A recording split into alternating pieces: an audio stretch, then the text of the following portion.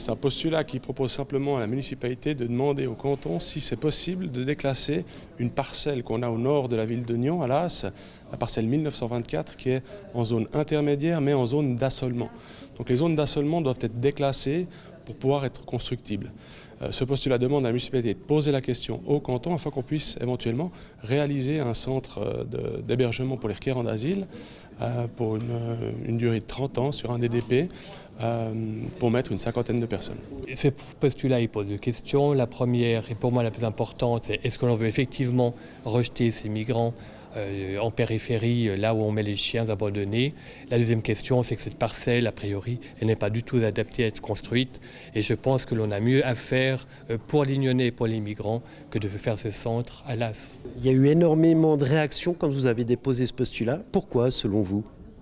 Écoutez, ces discussions de ce soir m'ont beaucoup étonné parce qu'effectivement j'ai eu pas mal de retours positifs par rapport à ce postulat, étant donné que je l'avais déposé il y a un mois et pour le retirer pour des questions d'éclaircissement. Je suis très étonné ce soir de voir les réactions de certains membres du conseil communal, notamment la gauche. Moi je vois en ce postulat une solution.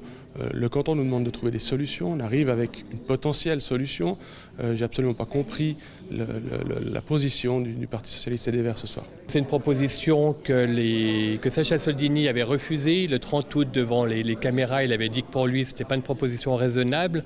Pendant toute la campagne, le soin qu'il fallait apporter aux migrants, la possibilité de les accueillir en ville pour qu'on les intègre, c'est des arguments qui avaient porté dans la population. Et maintenant, de les rejeter en périphérie de la ville, effectivement, il nous paraît que ce n'est pas du tout une bonne solution pour intégrer correctement les migrants dans le tissu de la ville et de la vie nyonnaise. Nous réfléchissons avec un groupe de citoyens de bonne volonté, dont des opposants qui habitent des voisins, de réfléchir ce que l'on préfère sur le site même d'Usterie, avec la possibilité de développer un programme mixte sur cette parcelle.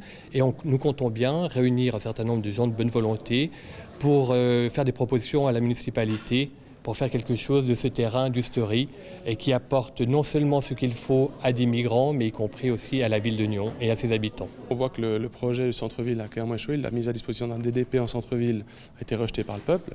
Maintenant, une mise à disposition d'un DDP en périphérie, on voit que ça répond tout à fait au cahier des charges de l'EVAM dans la recherche de terrain pour la construction de centres. Sur votre antenne, il me semble que M. Eric Durst avait dit que l'EVAM étudiait toutes les propositions. C'est une parcelle qui est assez proche des transports publics. On sait qu'il y a une fréquence au quart d'heure avec le train Nyon-Saint-Sergue. Donc je pense qu'il y a toutes les raisons pour qu'éventuellement un foyer se construise sur cette parcelle. Avec ce renvoi en commission, finalement, toutes les tendances, tous les avis, toutes les opinions politiques représentées au sein de cette assemblée vont pouvoir s'exprimer. Voilà, exactement. C'est le but d'un renvoi en commission, c'est qu'on puisse avoir un débat, ouvrir le débat, et puis mettre ça sur papier, et exprimer nos positions, et éventuellement, un rapport de majorité-minorité, certainement il y aura, renvoyer ça en municipalité avec peut-être un peu plus de poids.